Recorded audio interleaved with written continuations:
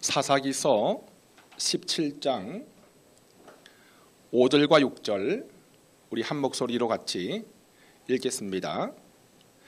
그 사람 미가에게 신당이 있으므로 그가 에봇과 드라빔을 만들고 한 아들을 세워 그의 제사장으로 삼았더라. 그때에는 이스라엘의 왕이 없었으므로 사람마다 자기 소견에 옳은 대로 행하였더라. 아멘. 6절 제가 한 번 더 읽겠습니다. 그때에는 이스라엘의 왕이 없었으므로 사람마다 자기 소견에 옳은 대로 행하였더라. 아멘. 자기 소견에 옳은 대로 행하였다는 말씀이 사사기서의 핵심적인 주제입니다. 한마디로 사람들이 제 멋대로 했다는 것입니다. 사사시대의 특징을 나타내는 말씀입니다. 사사시대에 대한 하나님의 진단입니다. 사사시대는 이스라엘의 영적 암흑기였습니다. 이스라엘 민족이 출애굽할 때는 모세라는 지도자가 하나님의 뜻에 따라 왕적 권세를 지니고 백성들을 인도하였고, 또 그 모세 이후에는 여호수아가 하나님의 백성의 영적 중심이 되었습니다.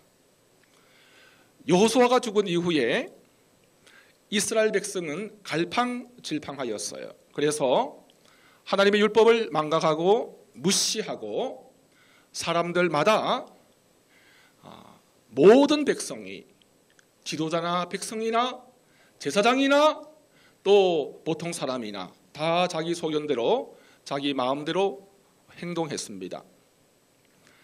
사람들이 자기 소견에 옳은 대로 행한 결과 어떤 일이 발생하였습니까? 그 첫째가 17장 18장에 기록된 미가 집의 제사장 사건입니다.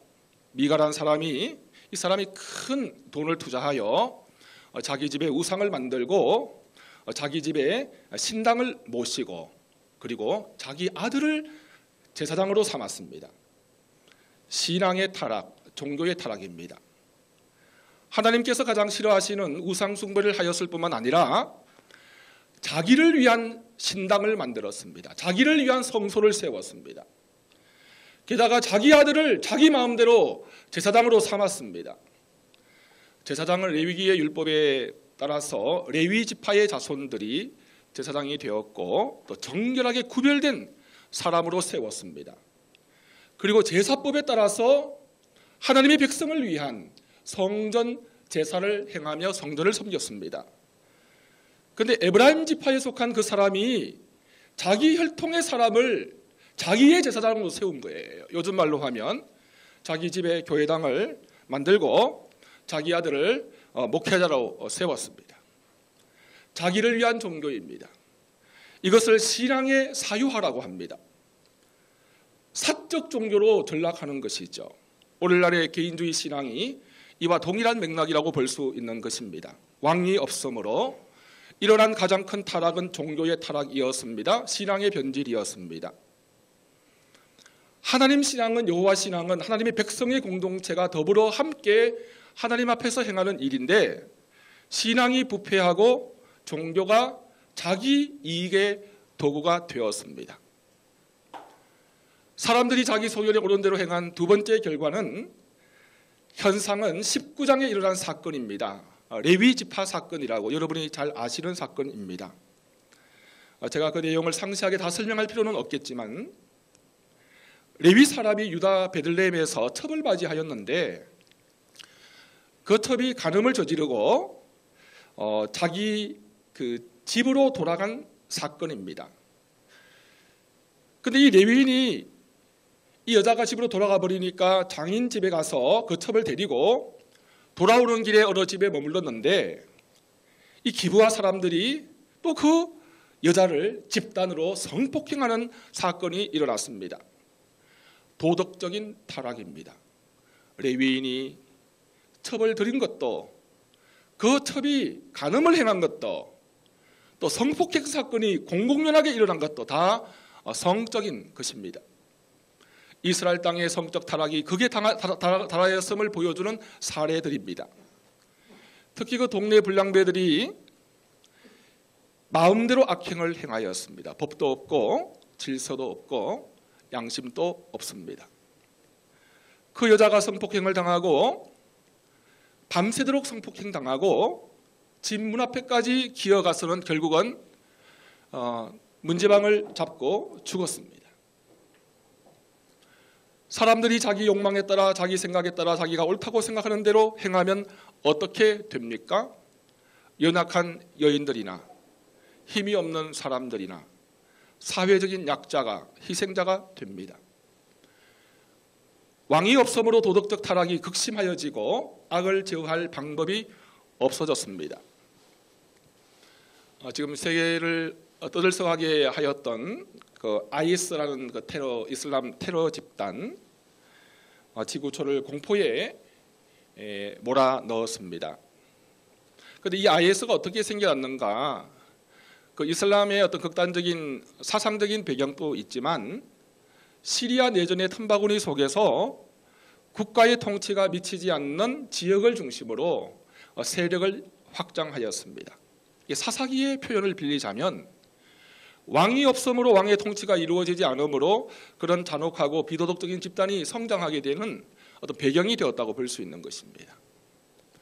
한국교회 지금 우리들의 자화상이 어떻습니까? 목회자들의 온갖 실수와 비리와 또 교회를 세습하는 일들과 온갖 성범죄와 또 재정 비리들, 하나님의 통치가 미치지 않고 제각기 스스로 왕이 되어서 이런 현상이 일어난 것이 아니겠습니까? 사람들이 자기 소견이 옳은 대로 행한 첫 번째 결과가 영적 타락이요, 두 번째가 도덕적인 타락이며 세 번째는 공동체의 분열입니다. 20장에 기록되어 있습니다. 자기 첩이 성폭행을 당하여 죽자 그 레위인이 자기 첩의 시체를 12조각으로 나누어서 이스라엘 12지파에 보내었습니다. 여러분,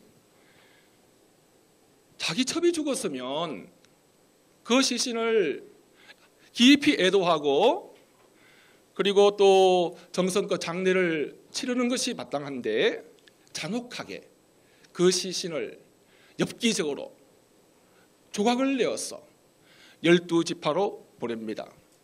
이 속에는 극도의 분노가 담겨 있죠. 이 억울한 일을 해결해 달라고, 이 한을 풀어달라는 것입니다. 그래서 이스라엘 모든 지파들이 힘을 합세해서 그 기브와 불량배들을 넘겨달라고 베냐민 지파에게 요청을 했는데 이 베냐민 지파가 또 집단 이기주의에 빠졌습니다. 오히려 기브와 사람들을 두둔하면서 그 지파 동맹체들의 요구를 거절합니다. 그래서 이스라엘 11지파의 연합군이 베냐민 지파와 전쟁을 벌였는데 그 결과 베냐민 지파 사람 18,000명이 죽고 전쟁이 마침내 종결되었습니다. 동족끼리 칼을 들고 쳐 죽이는 일이 일어났습니다. 야곱의 12아들을 중심으로 한 12지파 동맹체의 그 온전한 연합과 하나됨이 완전히 깨뜨려졌습니다. 물론 11지파의 행동에는 정당한 면이 있다고 볼 수 있습니다. 베냐민 지파는 공의로운 판단을 하기보다는 자기 부족의 이익을 지키기 위해서 편협했습니다. 그 결과, 그 전쟁의 결과 하나님의 백성의 공동체인 이스라엘의 하나됨, 하나님 백성의 공동체의 연합은 근본적으로 깨뜨려집니다. 사람들이 자기 소견에 옳은 대로 행하고 베냐민 지파도 자기 소견에 옳은 대로 행한 결과 공동체의 극심한 분열과 대살상극의 참극이 일어난 것입니다. 신앙의 타락, 도덕적인 타락, 공동체의 분열, 이 세 가지를 꼭 우리가 기억해야 할 것입니다. 순서가 있습니다. 한 개인과 가정과 국가에서 혼란과 재앙은 예배의 타락과 신앙의 타락에서 시작됩니다. 하나님의 말씀을 무시하고 예배를 경시하고 자기를 위한 신앙, 내 마음대로 내 하고 싶은 대로 행하는 영적 이기주의에서 가정의 붕괴와 공동체의 파괴가 일어납니다. 그리고 양심이 마비되고 도덕적 기준이 모호해져서 자기 욕심과 욕망에 따라 행동하고 분열과 갈등이 고조되면 하나님의 통치가 사라진 사사시대의 혼란과 어두움이 한 사람의 삶만이 아니라 그 가정과 공동체 전체에 임하게 되는 것입니다. 여러분, 사사시대의 이야기는 지금부터 약 3,000년 전에 이스라엘 땅에 일어난 과거의 이야기에 불과할까요? 아닙니다. 지금이 사사시대입니다. 지금 사람들은 자기 소견에 옳은 대로 행하고 있습니다. 우리 목회자들도 자기 소견에 옳은 대로 행하는 데에 조금도 주저하지 않고 수치감을 느끼지 않습니다. 특히 지금 이 시대의 문화가 전형적으로 자기 소견에 옳은 대로 행하는 것을 절대 법칙으로 하는 세상이 되었습니다. 다원주의 사회라고 합니다. 다양성을 인정한다는 거죠. 너는 네가 옳다고 생각하는 대로 하고 나는 내가 옳다고 생각하는 대로 행한다는 것입니다. 너는 너의 진리를 가지고 있고 나는 나의 진리를 가지고 있다는 것입니다. 신약시대에 신약 성경에 복음서가 4개 있는데 오늘날에는 내가 복음이 최고의 복음이라고 합니다. 상대주의가 지배하고 절대적인 가치나 권위를 부정합니다. 하나님이나 공동체보다 내 개인의 생각과 욕망과 이익이 최고의 기준이 되고 말았습니다.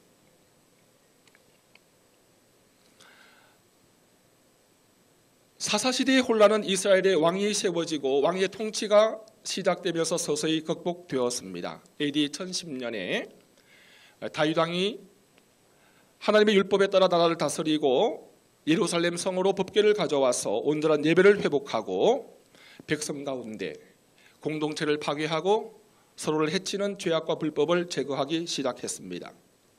사사시대가 끝나고 역사적으로 왕정시대가 시작되었습니다. 다윗은 오실 메시아 예수 그리스도의 그림자입니다. 왕이신 예수 그리스도께서 통치하실 때에 영적 암흑기와 혼란, 사사시대는 끝이 납니다.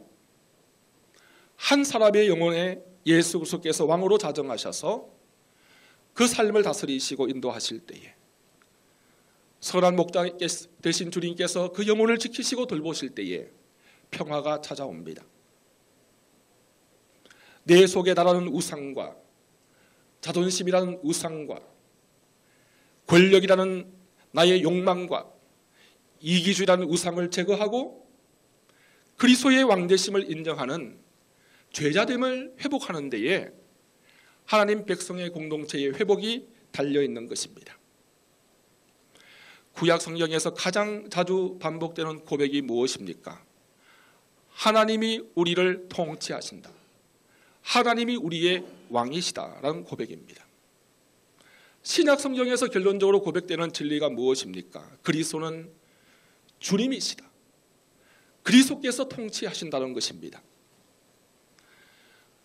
예수 그리스도께서는 지금 또 하늘 보좌에 앉으셔서 우주를 통치하시고 자신의 교회를 다스리시고 지상의 모든 성도들과 하늘에 있는 천사들과 성도들을 통하여 경배를 받으시고 계십니다. 이것이 신약 성경의 복음의 핵심, 예수 그리스도입니다. 그리스도가 주님이시여 그리스도가 왕이시라는 고백인 것입니다. 사사시대의 이야기는 과거 한 어느 국가 한 부족 동맹체에서 일어났던 사회학적인 현상으로만 볼 수 없습니다. 구약시대의 사사시대의 이야기를 가지고 오늘날 우리가 우리 사회를 진단할 수 있고 이 지구촌의 어떤 외교관계와 모든 것을 진단할 수 있지만 하나님 나라의 백성들의 이야기를 1차적으로 적용하는 것은 하나님의 백성의 공동체인 교회에 적용하여야 합니다. 저와 여러분이 섬기고 있는 지역교회와 우리 한국교회의 모습이 어떻습니까? 미국의 어느 백인 교회에서 실제적으로 있었던 이야기입니다. 한 교인이 교회에 좋은 소파를 기증했습니다. 이 강대상 중앙에 저기 뒤에 강사들을 위한 소파가 올라갔는데 이 가족들은 교회에 올 때마다 무엇을 보고 은혜를 받는가 하면 그 소파를 보고 은혜를 받습니다. 여러분, 목회적인 상식이지만 목회자가 새로 부임해서 예배를 좀 새롭게 하고 강대상을 높은 수직적인 강대상에서 또 수평적인 강대상으로 바꾸면서 그 앞에 있는 강대상 있잖아요. 강대상을 함부로 치우면 그 목회자가 1년 후에 쫓겨납니다. 왜냐하면 그 강대상을 바친 그 누군가, 그 패밀리가 있어요. 엄청나게 상처를 입게 됩니다. 미국에도 마찬가지인가 봐요. 그런데 이분들이 그 소파를 보면서 계속 좋아하니까 그것을 싫어하는 교인들이 또 있었습니다. 신성한 강단에 소파가 어울리지 않는다는 것입니다. 그래서 없애야 하지 않겠냐고 또 그런 얘기를 뒷말로 합니다. 그래서 그 소파 때문에 교회 안에 긴장감이 나돌아왔습니다. 새 목사님이 부임을 했습니다. 반대하는 교인들이 목사님께 찾아가서 소파를 치워야 한다고 말했습니다. 다들 목회자가 어떻게 해야 하는가를 주목하며 잔뜩 긴장하고 있었어요. 목사님이 뒤늦게 그 소파 문제는 이 교회에서 너무나 민감한 문제란 것을 뒤늦게 알았습니다. 그냥 두면 문제가 해결이 안 되고 또 소파를 치우자고 주장하는 교인들의 요구를 거절하는 것이 되고 또 치우게 되면 그것을 기증한 헌물을 바친 그 가정이 또 반발하게 되지 않습니까? 목사님이 기도 가운데 하나님의 지혜를 받았습니다. 그래서 강단 중앙에 십자가를 놓았습니다. 그리고 중앙에 있었던 그 소파를 저기 구석으로 치웠습니다. 제거를 한 것은 아닙니다. 교인들이 그 메시지를 알았습니다.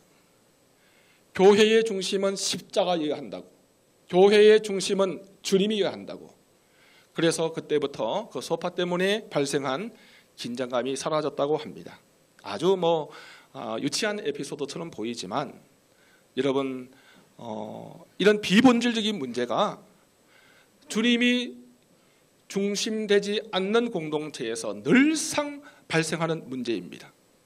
자기 소견이 지배하고 비본질적인 것이 왕노릇하는 그런 우리 목회 현장의 현실들을 우리는 이 이야기를 통해서 어느 정도 또 느끼게 되는 것입니다. 하나님의 백성의 공동체에서 왕이신 그리스도의 통치는 어떻게 이루어집니까? 종교개혁자로서 종교개혁 개신교 신학의 기초를 낳은 존 칼빈이 유명한 명제를 진리를 진술했습니다. 그리스도께서는 말씀을 통해 교회를 통치하신다. 교회는 어떤 조직이 통치하는 것이 아닙니다. 어떤 개인이 통치하여서는 안 됩니다. 목사가 통치하는 것도 아니며 어떤 중심적인 세력이 통치하는 것도 아닙니다. 그리스도의 말씀이 다스려야 합니다. 목회자도 주님의 말씀에 순종해야 되고 또 교회 모든 직분자들과 교인들도 그리스도의 말씀에 진실하게 반응할 때에 교회 공동체에 대한 그리스도의 통치가 이루어지는 것입니다. 저는 이 사사기 본문을 묵상하면서 우리 목회자가 그리스도의 통치에 온전히 순종하고 반응해야 한다. 이것을 이 시간 역설하고 싶고 제 자신에게 도전을 주고 싶습니다. 여러분, 그리스도의 온전한 통치를 주장하면서 목회자가 자신의 통치를 이루는 경우가 많이 있습니다.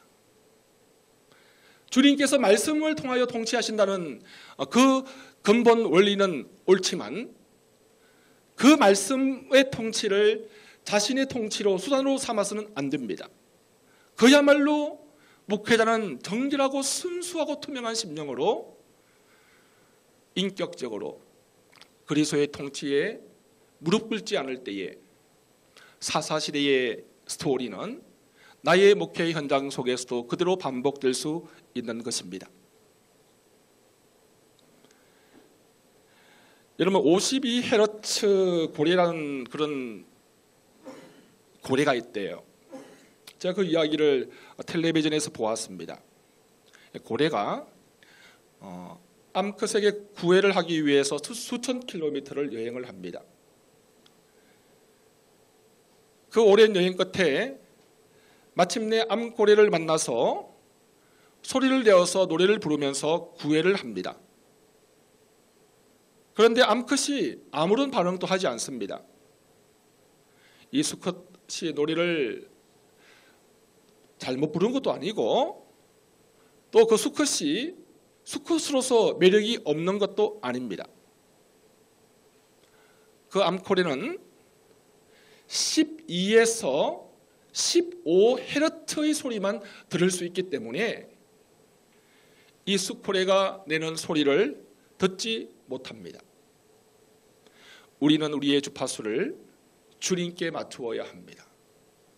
주님의 음성에 온전히 귀를 기울여야 합니다. 이 수련회를 기획하는 우리 목사님들께서 저들어 개회 예배 설교를 하면서 아울러 우리 교회 2.0 목회자 운동의 그 핵심 가치에 대해서 간단히 참가자 여러분들과 좀 나누라고 요청을 했습니다. 자료집 71쪽을 잠시 한번 보시기 바랍니다. 71쪽의 교회 2.0 목회자 운동 소개에 창립 목적과 취지 부분은 우리 한국교회의 그 모순과 치부가 가장 첨예하게 나타나는 상황에서 교회 2.0 목회자 운동이 시작되었습니다.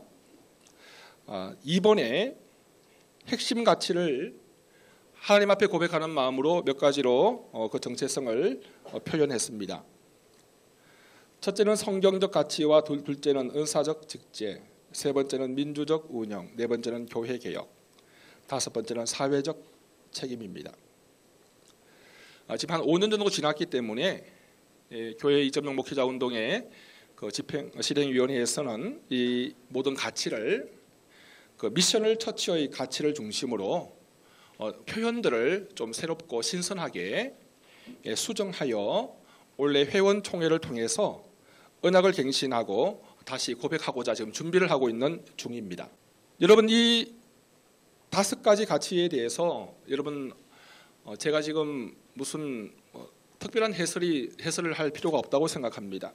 그리스도의 통치를 온전히 이루자는 것입니다. 우리가 온전히 그리스도의 일꾼으로서 주님의 몸된 교회의 지체이자 섬기는 자로서 진정한 교회와 진정한 하나님 나라의 백성의 공동체를 세우자는 것입니다. 그 다음 페이지를 한번 넘겨보시기 바랍니다.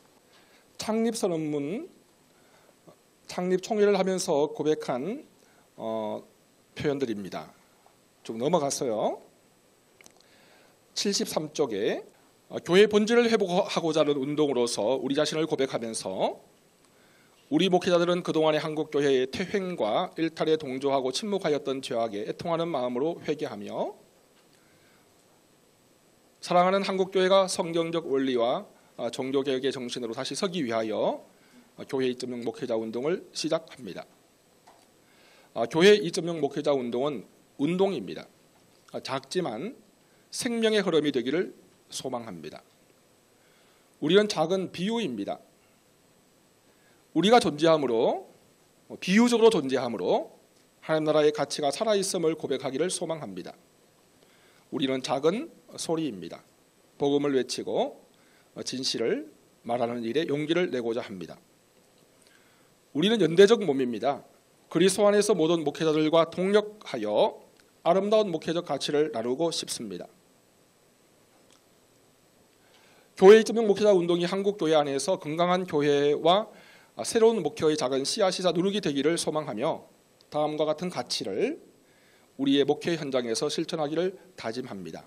우리는 세속적 가치를 지향하는 목회를 거부하고 비움과 나눔, 낮아짐과 작업의 성경적 신앙의 회복을 위한 목회를 하겠습니다. 우리는 사제주의를 배격하고 각 직분의 권위를 존중하고 은사에 따라 봉사하는 복음적 불업을 시행하는 목회를 하겠습니다.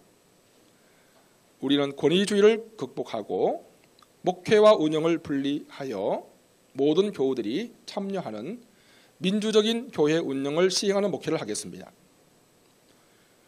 우리는 개교의 이기주의를 극복하고 한국교회 건강 회복을 위해 일하는 단체들과 지원하며 참여함으로 교회 개혁 운동에 동참하는 목회를 하겠습니다. 우리는 약자를 위한 기독교인의 사회적 책임을 실천하는 목회를 하겠습니다. 이런 고백과 언약을 주님 앞에 그리고 한국교회 앞에 고백하면서 이 운동이 시작되었습니다.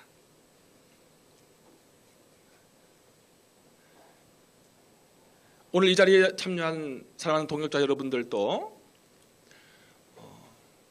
여러분 심령 속에 주님께서 심어주신 거룩한 목회와 교회를 향한 그 비전, 그 어떤 표현과 어떤 언어를 사용하든지 간에 동일한 가치 위에 서 있다고 저는 확신합니다.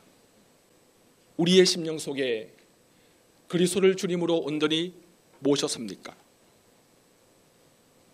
우리의 사역과 삶에서 주님의 다스리심에 온전히 순종하고 있습니까? 사역자로서 저와 여러분 우리 모두가 그리스도의 왕되심을 진정으로 인정하고 우리의 삶의 모든 영역을 그리스도의 통치에 맡겨드렸으면 좋겠습니다. 주님의 교회 안에 그리스도의 통치가 이루어지도록 우리 모두 말씀에 겸허하게 귀를 기울이고 말씀이 가라 하면 가고 서라 하면 서고 말씀을 자의적으로 해석하지 아니하고 말씀을 이용하지 아니하고 말씀의 표준에 따라 주님의 교회를 신실하게 진정성 있게 섬겼으면 좋겠습니다. 우리들과 함께 동력을 하고 있는 모든 평신도들은 그리스도의 통치를 증언하는 사명을 받아 세상 속으로 보냄을 받았습니다. 우리 사회의 모든 영역에서 또 그들의 직업의 영역에서 그리스도의 통치가 이루어져서 하나님의 나라가 확장되도록 성도는 보냄을 받은 하나님의 백성이요 그리스도의 제자입니다. 그들의 손을 받잡고 그들을 나를 위한 도구가 아니라 나를 위한 일꾼이 아니라 하나님 나라의 일꾼으로 굳게 세우는 것이 우리의 궁극적인 사역의 본질이 아닙니까? 내가 먼저 그리스도의 통치 안에 있을 때에 하나님의 나라는 확장되고 온전히 서게 될 줄로 저는 믿습니다.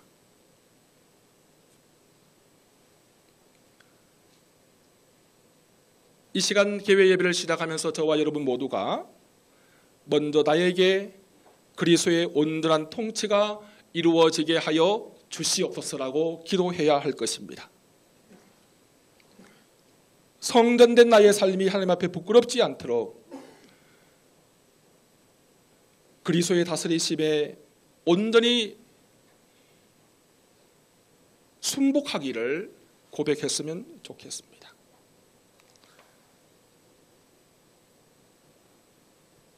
우리의 간절한 소망이 있습니다. 주님께서 온전히 왕되어 주시옵소서. 교회의 간절한 소망이 있습니다. 교회의 머리이신 주님께서 다스려 주시옵소서. 역사의 주인이신 주님께서 이 땅을 온전히 통치하여 주시옵소서.